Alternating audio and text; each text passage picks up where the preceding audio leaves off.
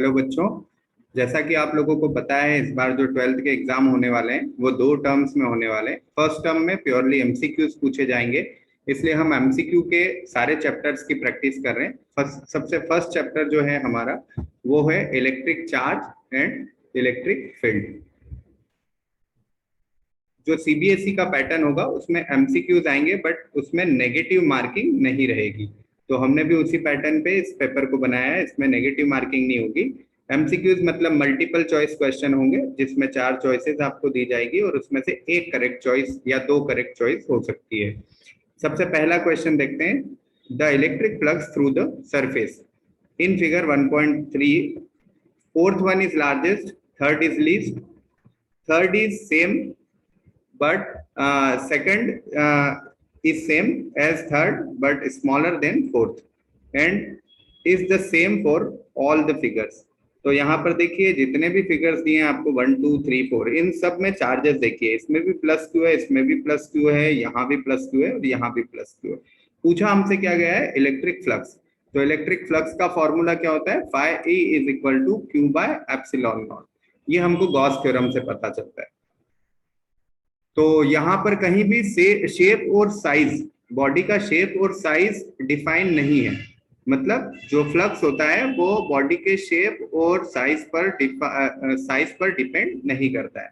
इसलिए क्योंकि चारों ही फिगर्स में सेम चार्जेस हैं, इसलिए चारों ही फिगर्स से निकलने वाला जो फ्लक्स होगा वो सेम होगा और हमारा आंसर क्या बनेगा, फोर्थ वन। फोर्थ वन हमारा करेक्ट आंसर है, मतलब same for all the figures.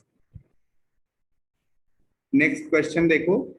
Next question दिया है, consider a region inside which there are various types of charges but the total charge is zero. मतलब एक कोई रीजन हमको ऐसा दे दिया है और उसमें जितने भी चार्जेस हैं उनका टोटल सम, नेट जो चार्ज है वो कितना है, जीरो है। It points outside the region. अब ये पूछा गया है कि ये जो आउटसाइड जो एरिया है, इस आउटसाइड पे number 1 the electric field is necessarily zero. क्या ऐसा हो सकता है, सोचिए। इलेक्ट्रिक फील्ड जीरो होता अगर केवल हम इस इनसाइड की बात कर रहे होते, लेकिन ऐसा भी तो हो सकता है यहाँ कोई चार्ज रखा हो। अगर यहाँ कोई चार्ज रखा होगा तो उस समय क्या होगा, उस समय यहाँ पर इस चार्ज की वजह से इलेक्ट्रिक फील्ड बन रही होगी। ठीक है, आ गई बात समझ में आपको। दूसरी बात, सेकंड वाला मतलब ये तो गलत है। सेकंड वाले में देखें, the electric field is due to the dipole moment of charge distribution only. ये पॉसिबल है कि इसके अंदर डायपोल्स बन रहे हों, क्योंकि नेट चार्ज जीरो है इसलिए कुछ प्लस होंगे कुछ माइनस होंगे और डायपोल्स बना रहे होंगे। लेकिन इलेक्ट्रिक फील्ड केवल इनकी वजह से हो, ये पॉसिबल नहीं है। क्यों, क्योंकि इनके अंदर किसी भी क्लोज सरफेस के अंदर अगर डायपोल रख दिया जाए तो उससे बनने वाली फील्ड कितनी होती है, उससे बनने वाली फील्ड जीरो होती है। क्यों, क्योंकि नेट चार्ज तो जीरो है। क्लियर। तो इसलिए केवल उसके कारण इलेक्ट्रिक फील्ड नहीं बन सकती है। अगर बनी तो बाहर जो फील्ड होगी, बाहर जो चार्ज रखा होगा उसके कारण इलेक्ट्रिक फील्ड बन सकती है। नाउ थर्ड वन मतलब सेकंड भी गलत है। थर्ड वन देखें तो dominate electric field is 1 by r cube. ये 1 बाय आर क्यूब है, ये है 1 by r cube for large r where r is the distance from a origin in this region। तो ये पॉसिबल है कैसे, अगर मान लीजिए इस पूरे रीजन के अंदर इलेक्ट्रिक डायपोल्स बने हुए हैं, तो डायपोल के कारण जो इलेक्ट्रिक फील्ड होती है वो कितनी होती है, E is equal to 1 by 4 pi epsilon naught 2p upon r cube. मतलब E inversely proportional to r cube होती है। मतलब ये हमारा करेक्ट ऑप्शन है। And the last one, the work done to move a charged particle along a closed path away from the region will be zero। ये तो हमेशा ही zero होता है। क्लोज पाथ पे अगर हम चार्ज को घुमा रहे हैं, चार्ज को मूव कर रहे हैं, तो वो वर्क डन कितना होता है, उसमें जीरो होता है। तो इसका मतलब ये है कि सेकंड वाला जो है उसके 2 आंसर्स करेक्ट है। कौन सा, थर्ड और फोर्थ, दोनों ही करेक्ट है। अब आते हैं नेक्स्ट क्वेश्चन पे। इस क्वेश्चन में हमें दिया है, in two positive charges Q2 and Q3 fixed along the y-axis। मतलब ये यहाँ पर Q2 और Q3 हमें दिए हुए हैं। exert a net electric force in plus x direction on charge Q1। Q1 के ऊपर ये कैसा फोर्स लगा रहे हैं, Q1 के ऊपर प्लस एक्स डायरेक्शन में लगा रहे हैं। प्लस एक्स डायरेक्शन कौन सी होगी, ये वाली प्लस एक्स डायरेक्शन है, मतलब Q1 पे जो फोर्स लग रहा है अट्रैक्टिव फोर्स है। कैसे, ये Q2 भी अपनी तरफ खींच रहा है इसे और Q3 भी अपनी तरफ खींच रहा है, तो जो रिजल्टेंट फोर्स होगा वो इस तरफ लग रहा होगा। ये हमें बताया है कि पॉजिटिव एक्स डायरेक्शन में Q1 पे फोर्स लग रहा है। अब क्या किया है, if a positive charge capital Q is added at x0, मतलब यहाँ पर अगर पॉजिटिव Q चार्ज, ये पॉजिटिव Q चार्ज एड कर दिया जाए, then the force on Q1 पे जो फोर्स होगा उसके साथ क्या होगा, तो ऑप्शन दिए हैं, shall increase along the positive x direction. क्या पॉजिटिव एक्स डायरेक्शन में फोर्स इंक्रीज होगा, बिल्कुल होना चाहिए। क्यों, क्योंकि Q1 और Q2 के बीच में भी अट्रैक्टिव फोर्स है, Q3 और Q1 के बीच भी अट्रैक्टिव फोर्स है, इसीलिए इस तरफ आ रहा था। अब जब पॉजिटिव Q आ गया है तो ये तो हमने आइडेंटिफाई कर लिया है कि ये नेगेटिव Q है, इसीलिए अट्रैक्ट हो रहा था Q2 और Q3 से। तो अगर ये नेगेटिव है Q1, तो इसका मतलब है कि ये प्लस Q भी इसे अट्रैक्ट करेगा, इसलिए the force will increase along the positive x direction. Decrease in positive x direction, ये तो गलत है। Shall point along the negative x direction, नहीं ये भी गलत है। shall increase but the direction changes because the intersection of Q with Q2 and Q3, नहीं ये भी गलत है, डायरेक्शन भी सेम रहेगी। तो इसका जो हमारा आंसर आया है वो है फर्स्ट आंसर। क्वेश्चन नंबर 4 में पूछा है कि जो फिगर दिया है उसके लिए कौन सा स्टेटमेंट करेक्ट है। फिगर कहाँ है, फिगर ये हमें दिया हुआ है, ये इलेक्ट्रिक फील्ड है, ठीक है। तो इलेक्ट्रिक फील्ड की डायरेक्शन कैसी है, ये इलेक्ट्रिक फील्ड की डायरेक्शन है, मतलब इस तरफ क्या होंगे, इस तरफ होंगे पॉजिटिव,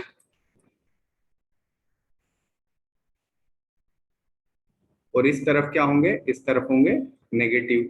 लेकिन एक बात आपको ध्यान देनी है कि ये फील्ड डाइवर्ज हो रही है, डाइवर्ज हो रही है मतलब इधर की तरफ जो फील्ड है उसका मैग्नीट्यूड कम होगा और इधर की तरफ जो फील्ड है उसका मैग्नीट्यूड ज्यादा होगा। अब क्वेश्चन हमें ऑप्शन क्या दिया है, the dipole will not experience any force. ऐसा तब हो सकता था जब ये फील्ड यूनिफॉर्म होती, तो नेट फोर्स जीरो होता। सेकंड ऑप्शन दिया है the dipole will experience a force towards the right, इस तरफ फोर्स लगे, ऐसा सेकंड ऑप्शन है। तो क्या ऐसा हो सकता है, क्या फोर्स होगा, प्लस Q इंटू ई डैश, ये फोर्स है राइट साइड, और इधर फोर्स है माइनस Q इंटू ई, जो भी हमारी इलेक्ट्रिक फील्ड है। अब किस तरफ की इलेक्ट्रिक फील्ड ज्यादा है, इस साइड की इलेक्ट्रिक फील्ड मतलब लेफ्ट साइड की इलेक्ट्रिक फील्ड ज्यादा है, और राइट साइड की इलेक्ट्रिक फील्ड जो है वो कम है, इसलिए राइट साइड तो नेट फोर्स नहीं लगेगा। फर्स्ट भी गलत है, सेकंड भी गलत है, बट थर्ड जो है, थर्ड करेक्ट आंसर है। क्यों, क्योंकि ये टुवर्ड्स द लेफ्ट हमें नेट फोर्स बता रहा है। And last one is the dipole will experience a force upward, ये भी गलत है। अपवर्ड डायरेक्शन में फोर्स एक्सपीरियंस नहीं करेगा, केवल राइट साइड में, सॉरी लेफ्ट साइड में फोर्स एक्सपीरियंस करेगा। क्वेश्चन नंबर 5 है, hemisphere is uniformly charged positively, the electric field at a point on a diameter away from the center is always, कैसा होगा, अगर ये हेमिस्फीयर है हमारा, ये हेमिस्फीयर है और यहाँ पर कोई चार्ज है, तो इससे हमेशा ही जो इलेक्ट्रिक फील्ड होगी वो कैसी होगी, परपेंडिकुलर, ठीक है। So it is always perpendicular to the diameter, parallel to diameter तो गलत ही हो गया। At an angle tilted towards the diameter, ये भी गलत होगा। At an angle tilted away from the diameter, ये भी गलत होगा। हमेशा कैसी होगी, परपेंडिकुलर होगी। क्वेश्चन नंबर 6 देखें। क्वेश्चन नंबर 6 क्या कह रहा है, refer to the arrangement of the charges in figure and a Gaussian surface of radius r and q at the center. Then number 1, total flux through the surface of the sphere is minus q by epsilon naught। अब total charge देखो surface के अंदर plus Q और minus 2q, मतलब net charge कितना है, minus Q है, तो minus Q by epsilon naught, ये तो फ्लक्स होना चाहिए, ये हमारा फ्लक्स होना चाहिए किससे, सरफेस से, गॉसियन सरफेस से, तो ये तो हमारा करेक्ट आंसर है। सेकंड क्या दिया है, field on the surface of the sphere is q by 4 pi epsilon naught r square, ये गलत है। ये यहाँ पर -q/4πε0r² दिया है। ठीक है, +q होता तो भी गलत होता, -q है तो भी गलत है। क्यों? क्योंकि नेट चार्ज जो अंदर है वो है -q, तो -q के कारण तो फील्ड बनेगी, पर साथ में ये जो 5q चार्ज यहाँ पर रखा है इसके कारण भी यहाँ पर इस जगह पर फील्ड होगी। ठीक है, इसलिए ये ऑप्शन हमारा गलत है। Flux through the surface of the sphere due to 5q is 0, ये बिल्कुल करेक्ट है, क्योंकि 5q जो है वो तो सरफेस के बाहर है, इसलिए इससे कोई फ्लक्स नहीं बनने वाला है, केवल इनसाइड जो चार्जेस होते हैं उसी से फ्लक्स बनता है।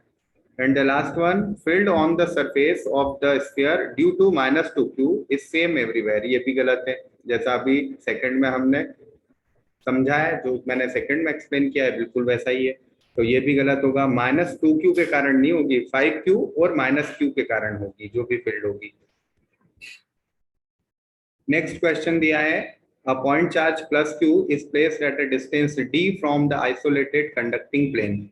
The field at a point p on the other side of the plane is. इस क्वेश्चन को भी एक बार समझ लेते हैं। ऑप्शन क्या दिए हैं, पहले क्वेश्चन को समझ भी लो। ये हमारे पास में एक प्लेन है और इस प्लेन की एक तरफ हमने +q चार्ज रख दिया है, इस तरफ हमने रखा है +q चार्ज। अब +q चार्ज जब इधर रखेंगे तो इस प्लेन की एक साइड, इस शीट की एक साइड नेगेटिव चार्ज अट्रैक्ट होकर आ जाएगा, और दूसरी वाली साइड जो रहेगा वो कौन सा चार्ज हो जाएगा, पॉजिटिव चार्ज हो जाएगा इस शीट के। तो ये जो पॉजिटिव चार्ज होगा इससे हमेशा इलेक्ट्रिक फील्ड कैसी होगी, परपेंडिकुलर और आउटवर्ड होगी। इसलिए कैसा होना चाहिए, directed perpendicular to the plane and away from the plane, ये तो करेक्ट ऑप्शन है।